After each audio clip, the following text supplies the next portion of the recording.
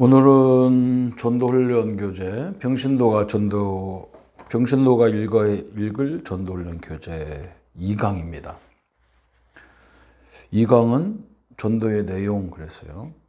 1강은 뭐냐면 10가지 신앙의 발판, 우리의 목적, 그죠?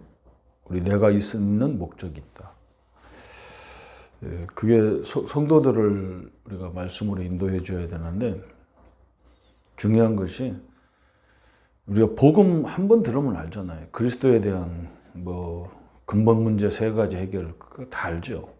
근데 언제 잘 안 되느냐면, 사람이 이렇게 좋은 일이 있다든지 어려운 일이 있으면 복음을 잊어버려요. 그 복음으로 적용을 못 하는 겁니다. 머리로는 잘 알죠. 성경을 다 유대인들은 다 외우고 다니다시피 했잖아요.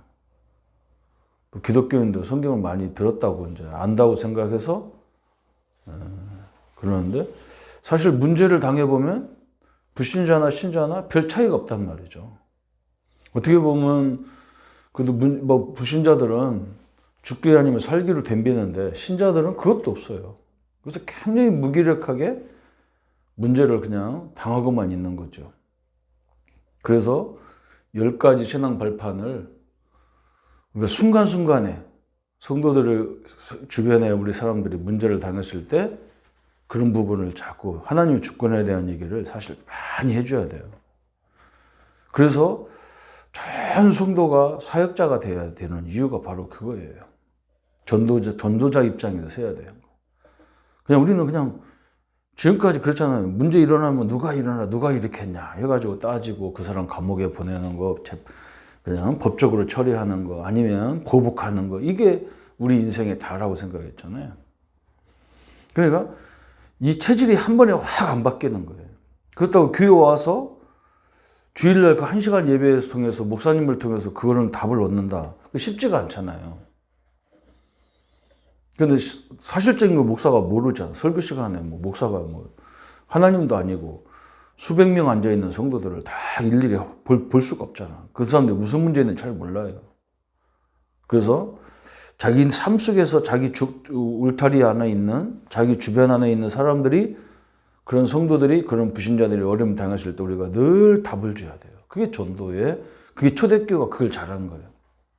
그래서 그 현장에서 전도했고, 현장에서 제자를 세우고, 그런 일 역할을 할 수 있는 제자들을 많이 세웠어요. 전 성도가 초대교회는 다 전도자였어요. 그게 중요한 특징이었다는 거죠. 그리고 두 번째 오늘 강의는 그러면 전도의 내용이 뭐냐 그랬어요. 왜 전도해야 되느냐 그랬어요. 그죠? 왜 전도가 안 되는가 나오는데, 이 문제를 곰곰이 생각해보자. 전도를 왜 안 되냐면, 전도를 하나의 운동으로 한다고 생각하는 그 정도밖에 아니에요. 그죠? 운동으로 한번 1년에 한 번 분위기 잡기 위해서 전 교인 전도 훈련, 전도하는 날, 총동원주일, 이런 것들을 많이 했단 말이죠. 그건 전도가 아니잖아요. 정확히 말하면. 그죠? 한번 교회 왔다 갈 수는 있어요. 그게 전도는 아니잖아요. 이런 부분을 자꾸 만들어줘야 돼요. 그래서 왜 전도가 안 되느냐? 첫 번째 보니까 뭐라 했냐면, 우리에게는 준비가 없다. 다시 말하면 전도하려는 준비하지 않는단 말이죠. 기도로 준비하지 않고, 또 복음을 전하려고 메시지를 준비하지도 않는다. 또 평상시 가지고 있는 가방이나 핸드폰 속에, 호주머니 속에 전도에 대한 준비가 전혀 안 돼 있죠. 그죠? 전도지나 수책자 이런 것들이 필요한 사람에게 딱 주도록 이렇게 해야 되는데 그것도 안 돼 있단 말이에요. 참 한마디로 말하면 준비가 안 돼 있어요. 메시지도 없죠. 또 이런 걸 읽으면 좋을 수 있는 책자들, 이런 거, 소책자 이런 것도 활용해야 되는 그런 것도 없다. 두 번째는 영혼에 대한 깊은 사랑이 없어요. 그잖아요. 저 사람은 죽어도 상관없고 분명히 우리가 그걸 안 믿는 거예요. 10가지 발판 중에서 천국과 지옥을 안 믿는 거예요. 그죠? 아니, 우리가 내 사랑하는 가족이 지옥 간다. 진짜 성경대로 하면 안 믿고 살다 가면 지옥 가는 거예요. 근데 너 가려면 가. 응? 나는 천국 가면 되고 나중에 땅을 칠 일이잖아요. 그게. 그죠? 그래서 영혼에 대한 사랑이었고, 세 번째는 뭐냐? 말씀에 대한 순종이었기 때문에 그렇다 그랬어요. 대부분 성도들이 뭐라고 하냐면 전도는 목사님들의 일이지 우리 일이 아니라고 생각하는 거예요. 그렇잖아요? 그리고 또 전도는 막 가서 막 누구한테 가서 막 이렇게 뭘 막 말해주고 그게 전도라고 생각해요. 내가 있는 현장에서. 이런 것도 있단 말이죠. 내가 막 회사에 막 말단으로 들어가는데 거기서 막 사장님한테 가서 막 예수 믿으세요. 이런 걸 할 수가 없잖아요. 요셉이 보디발 집에 가가지고 너 하나님 믿어야 된다 주인 보고 그러면요 덴벌 죽을 수도 있어요. 감옥에 가서 간수장 보고 예수 믿어라. 바로왕에 가서 예수 믿어라. 들어가지도 못해 왕궁에. 그래서 요셉은 뭘 전략을 썼냐? 자기 일에 주인이 다 마음에 발도록 일을 했단 말이에요. 그래서 주인이 요셉을 통해서 하나님을 보게 됐어요. 우리가 이런 전도도 필요한 거죠. 가서 복음도 전해야 되지만 내 일을 통해서 많은 사람들이 하나님 알게 하는 일. 그때 이제 복음 전하기가 쉽잖아요. 그때 그런 자리가 되면 복음 전하기가 쉽죠. 그런 준비, 그런 사랑, 그런 영혼에 대한 사랑, 그런 것이 준비가 안 돼 있다. 두 번째는 뭐냐? 올바른 전도의 동기가 잘못되어 있다. 그랬어요. 전도가 동기가 뭐예요? 그냥 우리는 뭐 교회 부흥이나, 그죠? 또 내 이름이 높아지고 이런 것을 참 잘합니다. 그런 전도 동기가 되면 안 되겠죠. 그죠? 우리의 동기는 뭐가 돼야 되느냐? 예수님께서 뭐라 했냐면 전도하지 않으면 화가 있다 그랬어요. 그게 무슨 말이에요? 우리 겨우 전도는 뭐냐? 우리 교회 하나 부흥시키려고 하는 전도란 말이에요. 그렇지 않아요. 전도와 선교는 차이가 없는 거예요. 내 원거리에 있는, 그죠? 내 문화권 바깥을 보고 선교를 하고 내 생활 속에 있는 것을 전도라고 하잖아요. 그래서 전도와 선교나 거의 비슷한 말이, 똑같은 말이지, 사실은. 그런데 왜 우리가 일본, 저 중국, 미국 같은 강대국에 가서 선교합니까? 그잖아요? 저 어려운 나라에 가서 하지. 여러분, 전도는 이와 같은 거예요. 우리가 일본, 중국 안 살려면 그 사람들의 그 막강한 저 힘이 우리를 어렵게 할 수가 있어요. 혹시탕탕 이 강대국들은 약한 민족을, 약소국가들을 자꾸 지배하고 다스리려고 하는 그 경향이 있어요. 그래서 우리는 강대국의 이 침략을 굉장히 많이 받은 민족이란 말이죠. 그래서 우리가 복음을 전해야 되는 거예요. 또 작게는 우리 자녀를 제대로 키우려면 우리 자녀들 친구를 살려야 되잖아요. 왜 그러냐? 집에서 있는 시간보다 우리 아이들이 학교 같은 데 가서 시간이 더 많아. 그래서 이상한 애들 만나면 우리 아이들도 이상해지게 돼 있는 거예요. 그래서 전도는 노아에게 하나님 방주를 만들어 할 때 너를 위해서 방주를 만들어라. 네 후손을 위해서 방주를 만들어라. 그죠? 우리는 전도는 하나님을 위해서 한다고 생각하는 거 아니에요. 나를 위해서 해야 되는 거예요. 우리 한국을 위해서 우리 선교하는 거예요. 근데 지금 대부분 하나님 안 믿는 사람들이나 기독교도 아니 지 나라라도 전도 못하면서 무슨 선교 나가냐 이런 소리를 많이 한단 말이에요. 그건 엄청난 일이 벌어지는 거예요. 우리가 코로나를 봤잖아요. 우리만 조심한다고 됩니까? 안 되는 거예요. 세계가 다 유기적으로 돼 있기 때문에 안 되는 거예요. 전도도 똑같은 거예요. 우리 교회를 살리려고 그러면 주변의 교회들을 살려야 되고 교회 성도들을 살려야 우리가 사는 거죠. 그러면 세 번째, 전도의 내용 그랬어요. 전도의 내용. 전도할 본문, 메시지는 가능하면 간단해야 된다. 물에 빠진 사람을 구원함에 있어서 간단하게 빨리 그리고 정확하게 구원하는 것이 중요하듯이 전도의 내용 또한 간략하면서 영적인 힘을 가지고 선포해야 된다. 개인 전도에서 장문의 논문이 결코 필요치 않다. 핵심되는 하나님의 말씀을 성령께 의지하여서 선포해라. 아래에는 전도 시에 포함되어야 할 중요한 몇 가지 내용을 성경은 나열하고 있는데 첫 번째는 뭐냐면 인생 문제가 어디서 왔냐는 거예요. 그죠? 여러분 이때는 이 메시지가 나올 때는 불신자 상태 6가지라든지 요즘은 12가지 이제 성경적 근거를 가지고 12가지를 얘기하시는데 그때는 그래 다 안 나왔어. 이 내용이 다 안 나온 거예요. 그래서 그 문제가 간단하게 나왔죠. 인생 문제는 뭐냐? 그죠? 이 땅의 인생 문제는 하나님을 한마디로 말하면 너무 이렇게 복잡하게 설명할 거 없어요. 창세기 3장, 로마 3장 23절에 보면 성경은 인간에 대해서 설명해서 모든 사람이 죄를 범했다 그랬어요. 아니 나는 죄 없는데 나보고 죄인이라고 하느냐. 그게 원죄를 말하는 거예요. 원죄. 그 원죄는 뭐냐? 창세기 3장 죄예요. 아담이 지은 죄예요. 창세기 3장 사건 때문에 모든 인간이 죄인이 돼버렸어. 그래서 죄인 된 것만 해도 억울해 죽겠는데 그때부터 하나님을 떠나면서 누구한테 잡혔냐? 마귀한테 잡힌 거예요. 이게 인생 문제의 모든 문제라는 거예요. 여기에서 이제 이 문제를 해결해 보려고 막 사람들이 종교를 만들고 막 착하게 살아보려고 하고 많이 몰라서 그런 줄 알고 많이 배우기도 해보고 그런데 자꾸 문제가 더 오는 거지. 그죠? 정신 문제 오고 육신 문제 오고 다 가지고 있는 안식이었고 그러면서 내세에 막 염려가 되고 그러면서 후손까지 막 망하는 이런 역사가 시작된 거예요.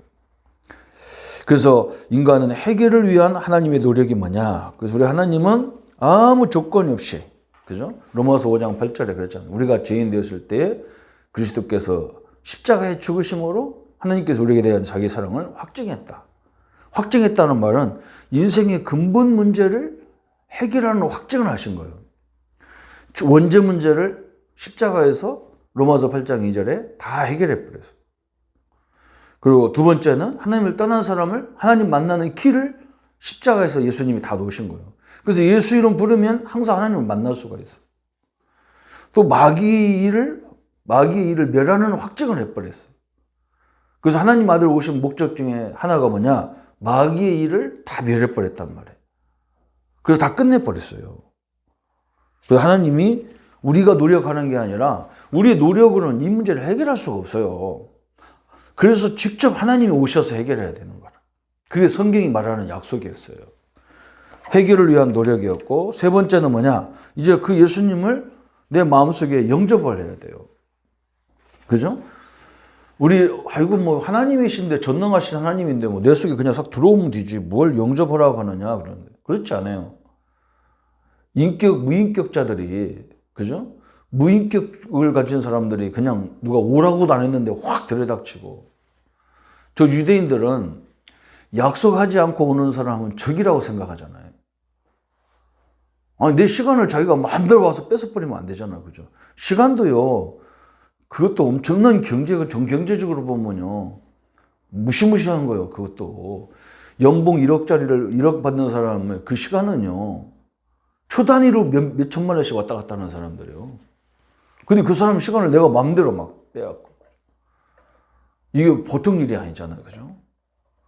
그래서 그 부분이 굉장히 중요한 거예요. 그래서 예수님은 그냥 문 열고 확 들어오는 게 아니에요. 막 마귀, 귀신, 사단 이런 건 도둑이라 했잖아요. 도둑질하고 죽이고 살인하고 도둑놈이 놓고 하고서 내가 언제 너 죽이겠다고 오는 경우는 없잖아요. 그죠? 초청도 안 했는데 막 들어와서 사람을 어렵게 하고 죽이고 그러죠. 그죠? 우리 예수님은 철저히 뭐냐? 내가 문 밖에서 두드리노니 나를 영접하는 자는 나는 그와 더불어 먹고 그는 나와 더불어 먹으리라. 그런데 우리가 예수님을 누구로 내 마음속에 모셔야 되느냐? 나의 구원자로 먼저 모셔야 돼. 죄와 사단에서 지옥에서 우리 나를 구원할 구원자로 나를 모셔야 돼. 예수님을 모셔야 돼. 또 한 가지는 뭐냐? 나는 한계가 있는 존재이기 때문에 예수님 무한하신 그리스도를 나의 주인으로 모셔야 돼. 이 두 가지 개념이죠. 구원자의 개념, 예수님을 주인으로 모셔야 돼요. 그래서 우리 성도님들은 이때부터는 뭐냐? 내 주인이 내가 아니야. 완벽하신 하나님이 내 주인이란 말이에요. 그죠? 창조주 하나님이 나의 주인이요. 주인이란 말은 특징이 뭐냐? 끝까지 책임진다는 말이에요. 책임이 다 그 사람한테 있어. 우리 교회에서 일이 생기면요. 다 목사가 책임져야 되는 거예요. 그래서 항상 목사가 마지막에 사인 다 하는 거예요. 내가 책임자야. 응? 똑같은 목사, 부목사님들 계시지만 그분들은 책임자가 아니야. 내가 책임지고 내가 다 해야 되는 거죠. 그죠? 예수님이 내 인생을 끝까지 다 책임지겠다는 주인인 거예요. 이렇게 영접이 필요한 거예요. 그러면서 세 번째는 뭐가 필요하냐? 간단한 양육이죠. 간단한 게 아닌데 양육이 굉장히 중요하죠. 그죠? 양육을 이제 뭐 이렇게 저 같은 경우는 우리가 저번 주에 다 끝났던 현장 복음 메시지. 그래서 내가 현장에서 하나님이 함께하는 방법. 또 사명을 어떻게 해야 되느냐. 우리 사명을 어떻게, 무슨 사명을 감당해야 되느냐. 그런 부분. 또 생활 부분. 또 이 복음을 어떻게 누리느냐. 제 나름대로 이게 양육을 할 수 있는 그런 메시지가 있는 거예요. 그 간단한 양육, 그 간단한 것이, 그래서 되도록이면 양육을 간단하게 시켜야 돼요, 새신자한테는. 근데 좀 새신자가 벗어나면 그때부터는 체계 있게 이렇게 양육을 쭉 해놔야 그 사람이 뿌리가 내린단 말이에요. 그런데 대부분 우리가, 이것이 중요한 게 뭐냐면, 한 번 딱 듣고 끝나는 이게 야르지냔 말이죠. 아니, 우리가 저 1강에도 마찬가지잖아요. 우리가 신자 10가지 발판, 3가지 목적, 전도자의 삶, 이런 것들 말씀 나눴는데, 그게 하루아침에 다 각인되면 얼마나 좋겠냔 말이에요. 근데 문제 딱, 뭐 그런 사람도 있겠죠, 그죠? 그때부터 막 문제 오면 하나님 주권 속에 봐서 복음 안에서 답을 내리고 막 이렇게 하는 사람도 있을 거예요. 그러나 거의 대부분 사람들은 한 번에 안 돼. 그죠? 또 이 불신자 상태, 오늘 전도 내용도 마찬가지잖아요. 한마디로 불신자 상태를 말하는 건데, 이것도 그냥 한 번에 뿌리가 딱 안 내려. 그래서 항상 옆에서 도와주는 사역자, 제자라는 사역자가 많이 필요한 거예요. 근데 이 제자가 의외로 그렇게 쉽지가 않아요. 그죠? 그래서 우리 제자를 이제 훈련하는 양육 단계가 다 있어야 되고, 또 여기서 이런 양육을 하는 제자를 찾는 방법이 우리에게 있어야 되는 거예요. 사역자들한테. 그래서 여기는 이것은 조금 이제 준비를 많이 해야 되겠죠. 그죠? 여기까지 오는 것이 전도란 말이에요.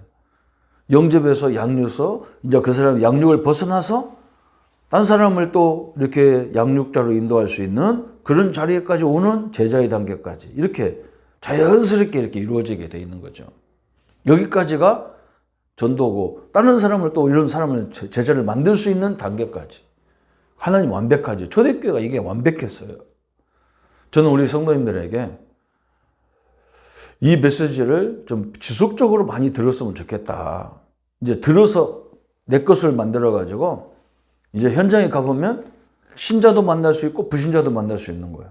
그 신자를 자꾸 우리 교회로 오라, 뭐 우리 교단으로 와라, 이건요, 큰 신뢰예요. 그런 일 하지 마세요. 절대 하지 마세요. 그 사람이 말씀으로 잘 확립돼서 자기가 섬기는 교회를 살리는 자로 세워지도록. 얼마나 축복입니까, 그게. 한 교회를 살리는 것은요, 어마어마한 거예요. 그게 그 사람이 우리 교회 나와가지고 우리 교회 역할이 별로 없어요. 그잖아요? 한 자리 하나 채워주는 것밖에는 방법이 없어. 그 사람을 제대로 양육해서 제대로 제자로 딱 세워서 한 교회를 살리고, 한 구역을 살리고, 그죠? 한 기관을 살리고. 이게 우리가 하는 전도란 말이죠.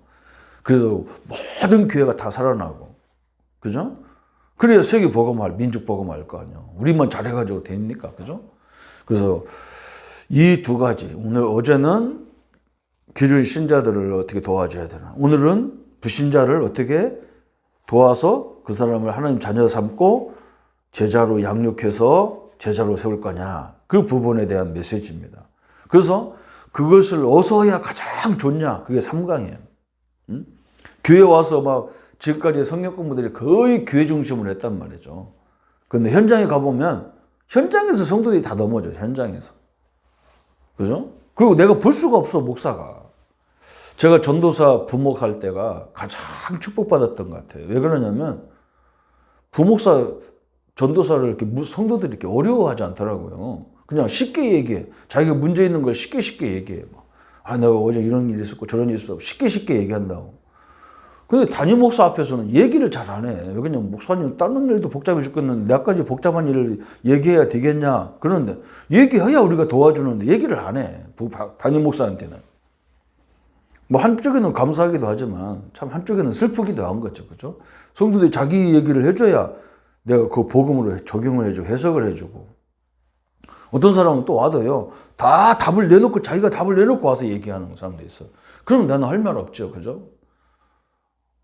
그래서 뭔가 이렇게 편안하게 소통할 수 있는 단계가 되면 참 좋죠. 그죠? 그 현장에서 이제 이루어져야 그때 답을 주고. 그래서 전 성도가 함께 이 전도에 할 수 있어야 되죠. 그죠? 그래서 신자, 불신자를 돕고, 그러면서 이제 우리가 현장에서 자꾸 일꾼들을 세워가는, 그래서 실전이지거든, 실전. 이 전도는 그냥 이론이 아니라니까, 실전이라니까. 그래서 막 문제 닥쳐보면 막 실제 다 넘어진다니까, 성도들이. 그 참 안타까운 거죠, 그죠? 그 조금만 그냥 우리가 복음적인 해석만 하면요, 성령이 역사해버려. 저도 그런 경험을 현장에서 너무 많이 했어요, 그죠?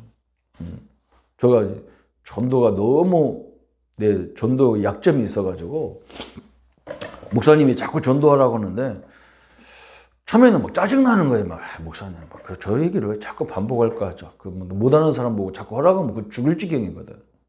그런데 어느 날 그래, 하나님이 목사님을 통해서 나에게 전도하라는데 그럼 나 같은 성격, 나 같은 사람은 어떻게 전도할까? 그렇게 딱 생각했는데 그때 우연찮게 우리 전도사 친구가, 전도사님 동기가 내 동기 전도사가 이 교재를 몇 권을 던져줬는데 그걸 읽을 때마다 말씀이 내가 너무나 막 충격이 오는 거예요.